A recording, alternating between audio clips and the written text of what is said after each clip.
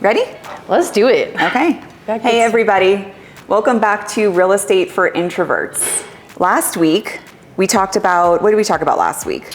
We talked about information and making sure it was not expired. We talked about being a message maniac and what that means and how that plays out in your real estate business to be able to deliver value to people on time. Right, yeah. Super, super important. I know it sounds so easy to do, but so many people miss that mark.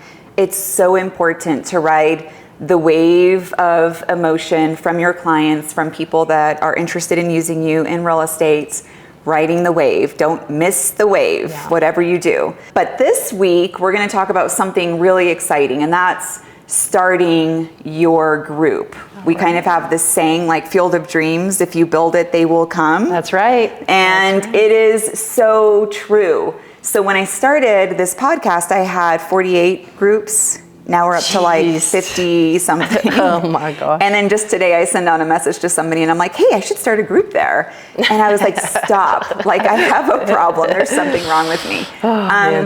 But groups are so fun to create. I really like to equate them to high school groups. Okay, high school groups as in like the cliques, like you like the jocks, like what are you talking about? So so imagine, I don't know how long ago it was for you when you went to high school. For me, it was 25 years ago, so it's been some time. But back when I was in high school, you have your high school, like just the high school itself. Mm-hmm. And then within the high school, you kind of feel like you need to act a certain way, fit in. But then you have these groups on the side, whether they're sports clubs or hobby type clubs, where you can really kind of be yourself. And that's where you kind of surround yourself with your people. For me, in high school, it was always sports. Yeah. I was always in some kind of a sport. I love sports. I love competitive people. I like driven people. And so to me, high school, like that's where those people were in sports. What about you?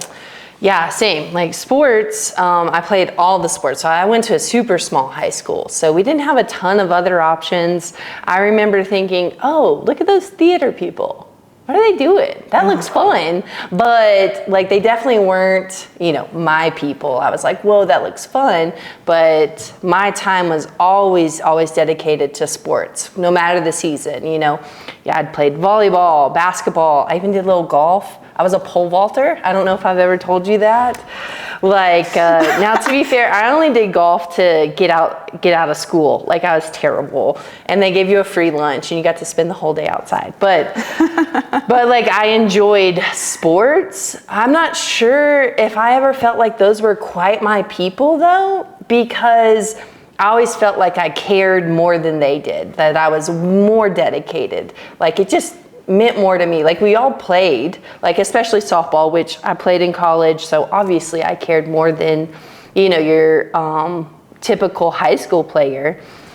But it was like, okay, these are kind of my people, but it's not exactly the right fit. Mm-hmm. And I definitely felt that outside of sports in my regular classes, even though I was in like the honors classes, all that. I'm like, when does college come? I'm ready. These are not my people. And I did not like high school. And in fact, I swore I would never return to high school, which God was like, haha, you're gonna be a high school teacher and a coach. So joke's on you. Joke's on me. So I'm interested to hear, because I still am biased against high school a little bit.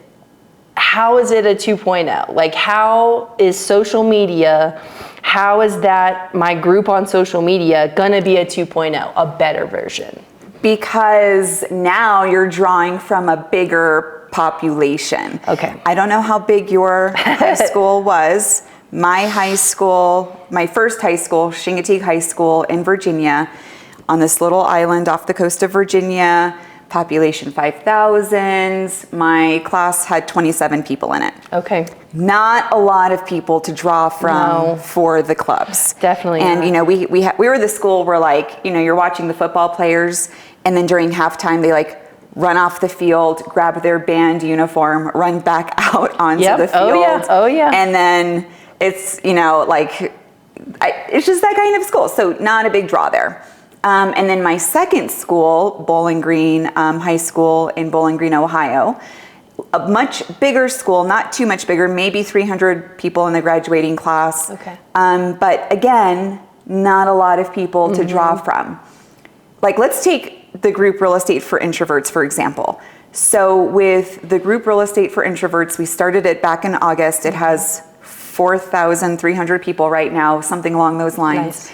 And that group has people from all over the United States and other countries. And these are people that all identify with trying to do something different in sales, and with their real estate careers. They want to find a way to, just like you guys are watching it here, where we're trying to explore different avenues for client relationships, building client relationships, what that looks like. And same thing with these groups, where you have your people. Those are your people. They're coming in from all over the United States or wherever it may be. It's outside of your neighborhood, community, city, state even. Yeah. And so that makes such a huge difference. And because people are choosing to take their time, join this group, I mean, there's investment there. Those are people that truly want to be there and feel the same way about whatever group it is that they're joining. Yeah. So if I loved horses, like horse group, right? And everybody would be into it. We talk about, I don't know what horse people talk about, but I don't actually love horses. I don't know if that's for this podcast. Yeah. So all that to say, that's, I think, the big difference. Okay. We're drawing from a completely, difference. It's a huge pool. I think that you really touched on something. It's a huge pool, which, okay, sure. But it's people getting to opt in. Right. They are choosing to be part of this group. There's that buy-in, which actually makes me think of like my time in high school, not as a student, but as a teacher and a coach. I was able to connect way more with people who were in athletics, who were athletes, because they were opting in to something they cared about. Yes. So I was able to connect with them way more, even though I cared just as much about the students in my class. It was way harder to build any connections just because we weren't quite on the same page. Like, physics, not much to connect over. And, nobody's really opting into physics class. They kind of have to be there. So yeah, I've definitely seen that. And I like thinking about that. Okay, so when I'm thinking about my social media group, I know it's going to be better, high school 2.0, because those people are opting in. Like they're opting in to be about whatever that group is about. Is that right? Exactly. Yeah. And you're sharing, ideas, thoughts, things that have to do with, whatever that group is specific to. And when people are opting into a group like that, they're definitely more, they're going to be more invested and interact. The interaction looks a lot different. Yeah.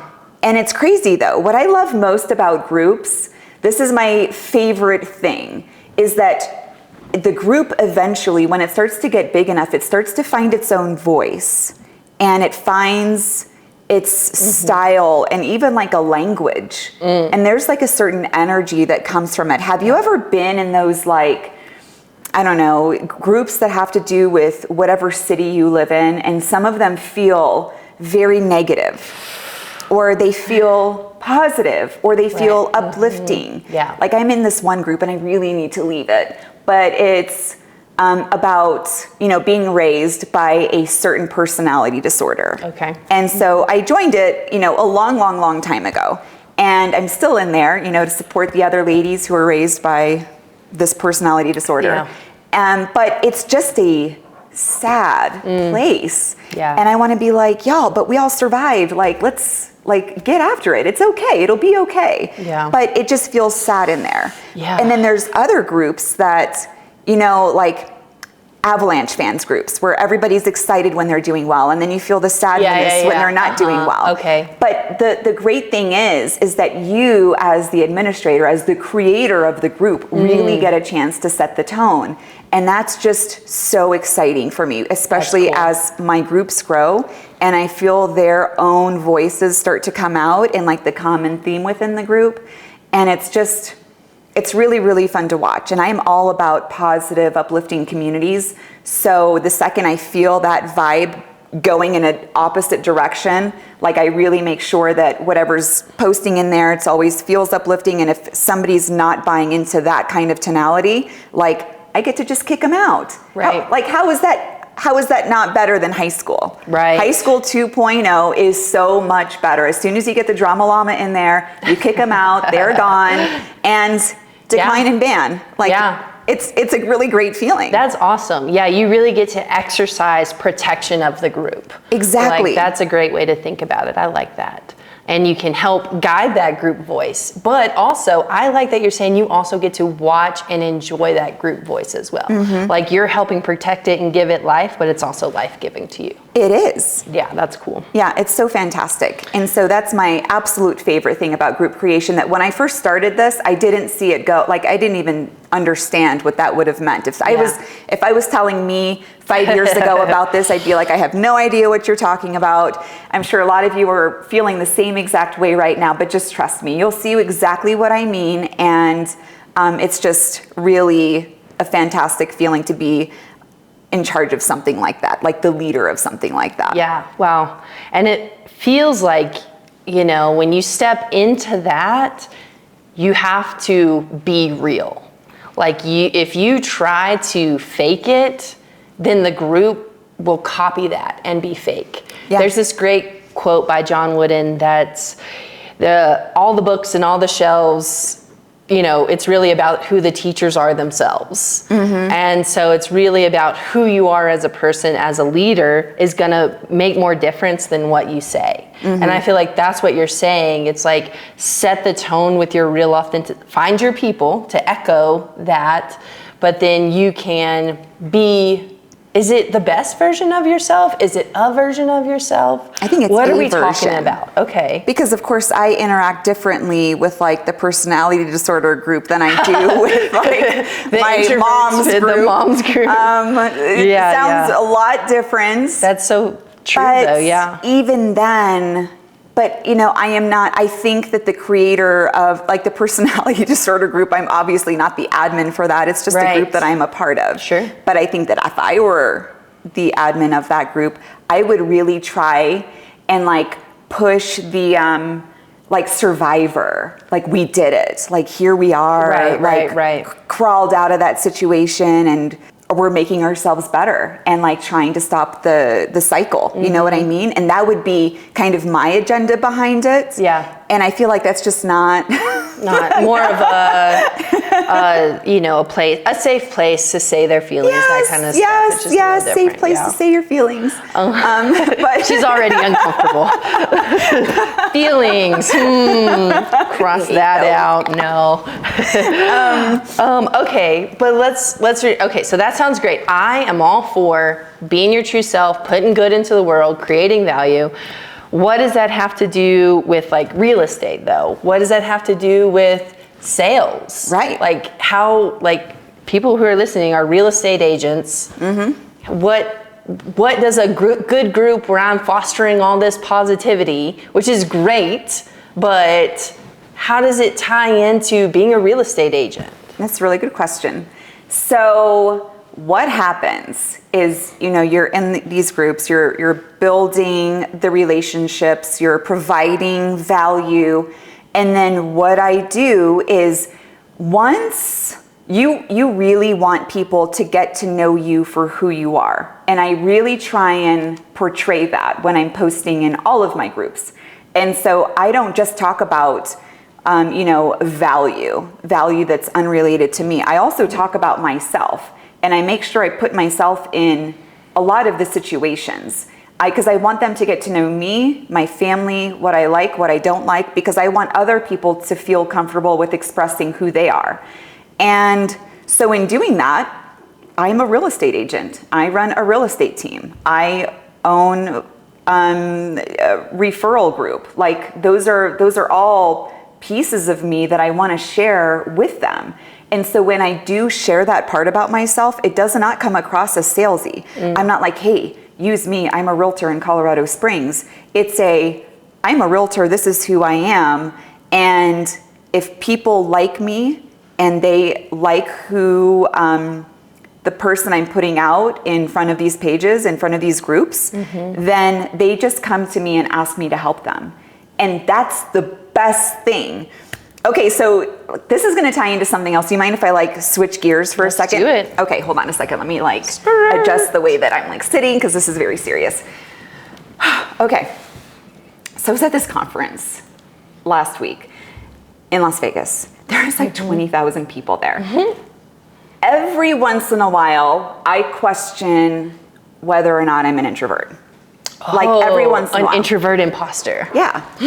And I'm like, I carry myself with confidence. I know how to speak to strangers. I can do those things. I know how to build relationships. And so I'm like, am I really an introvert? Well, let me tell you something. So going into this conference, I was even reading books about how to make friends with strangers.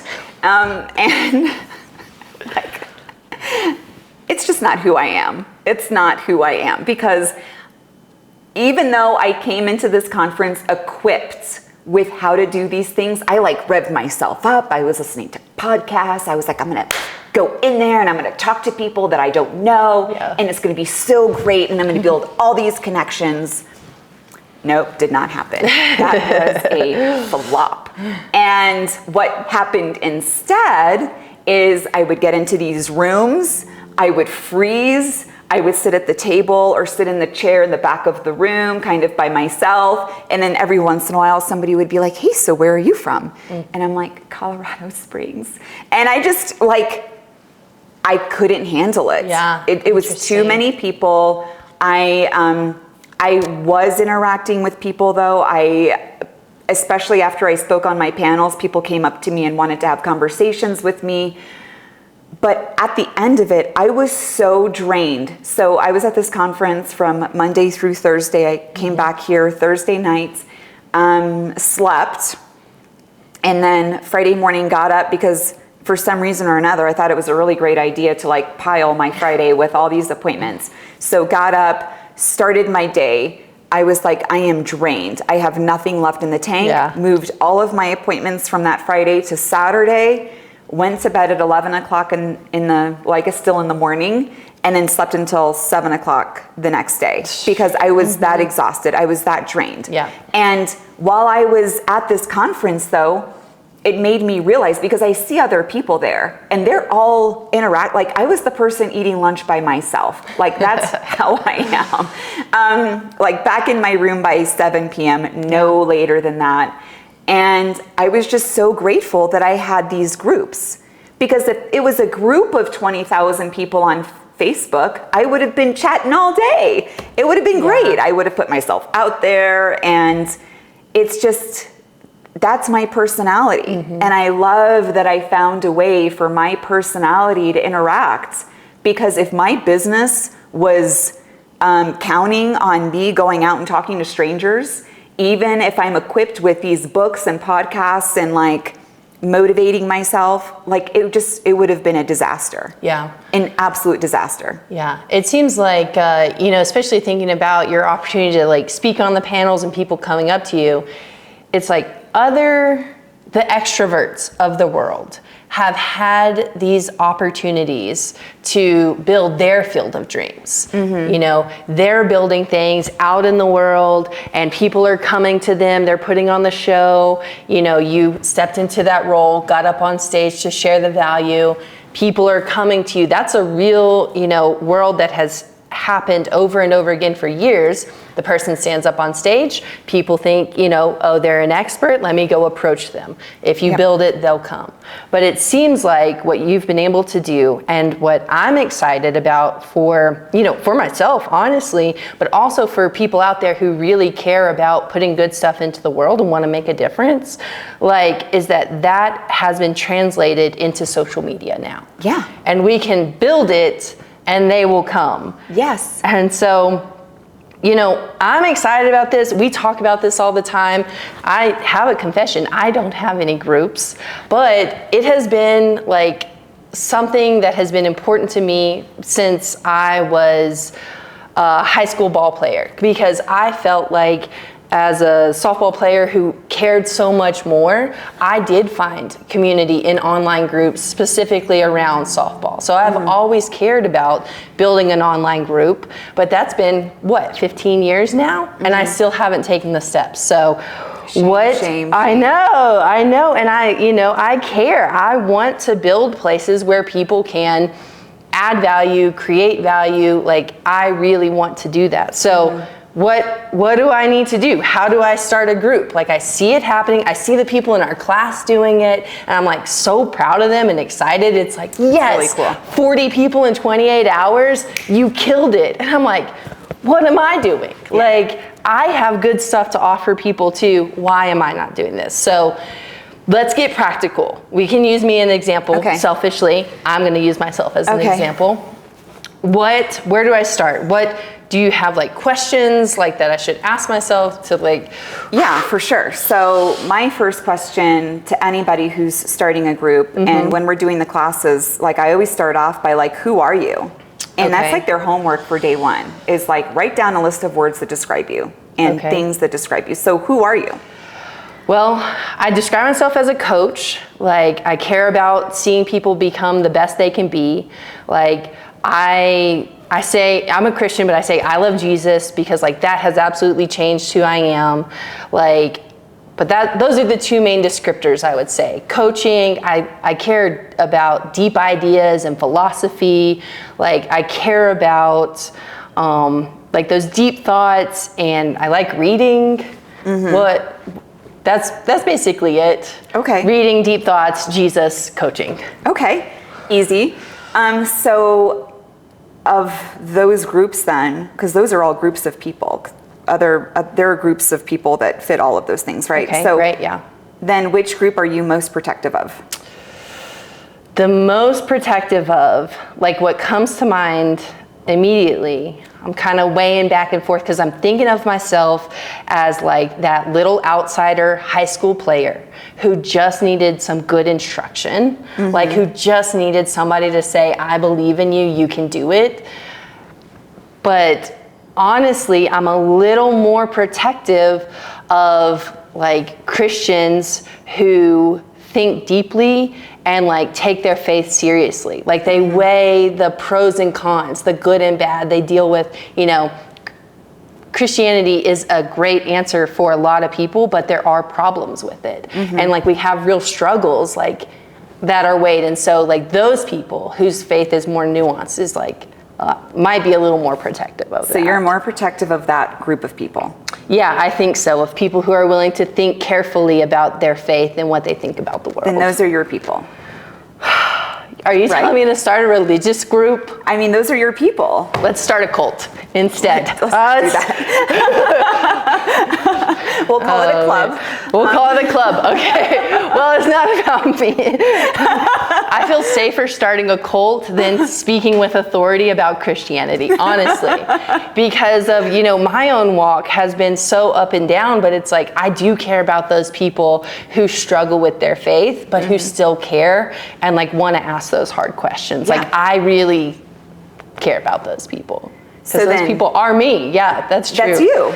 And there are probably, that's the great thing, because if you were in high school, there would maybe be 2 other people that fit that bill. But within, the city, nation, all of those things, like, there's so many people that will fit that bill for sure. Yeah. So then once you figure out who your people are, what I do is I write a list of, like, 10 words that describe that sector of people. Okay. And then I use those words to kind of create not only the name of the group, but then use those words in the description, because you're really trying to fine tune the people that you want to attract. Okay. Yeah. Okay, so you're saying I have homework. Yeah.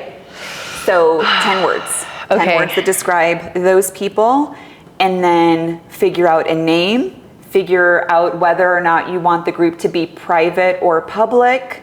I usually err on the side of private, because I don't want people just posting in there, and especially if it's something about a sensitive topic. Right. Like, you don't want that open to just everybody. So I would say private or public, and then you'll want a list, if it's going to be private, a list of questions, just to make sure you keep out like the bots and stuff like that, because they are very prevalent. Okay, and I'm sure you have like a checklist, like a questionnaire to kind of go through. Can you send that to me? And I'll fill it out. And one of my favorite things about being a coach is like when I say something like to the youths, I feel like I am way more accountable to doing it. So if I, we've talked about it, like I say I care about this, so I'm gonna do it. And then I'll like post it below for somebody. Like I'll answer the questions that you give me and kind of really flesh it out and do it. Is there anything else like I should, to get started, like just the first steps? That's it. The bare minimum. Yeah, okay. That's the bare minimum, and then make a post. Keep in mind that your first post, your second post, your third post, all of those, like you're finding your voice and finding the way that you want to communicate with people and what resonates with people. And even once your group is huge, there are going to be times where you kind of miss the mark and you don't get any kind of reaction or anything like that. Just remember, there's never a failure. All you're doing is, that's feedback, right? Feedback for what works. And then using that feedback, you're just pivoting, small pivots in finding your voice and the way that your group wants you to interact with them and vice versa. And you'll see, it'll take off. It's going to feel good because those are your people, and it's going to create the kind of discussions that you want, and you really get to set the tonality for that. Okay, yeah, no, I'm excited.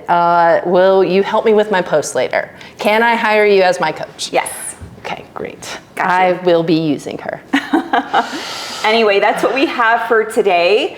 I hope that you were able to gain something from that. I am hugely passionate about groups. I think we have like 70,000 people across the board in all of our groups at the moment. And having access to all of those people and getting to create genuine relationship with those people is something that's very, very important to me. So if you have questions, more questions, post them below. We'd love to hear from you, or head on over to the group Real Estate for Introverts. We'd love to have you there. Okay? Great. All right. Great. There we go. Let's do it.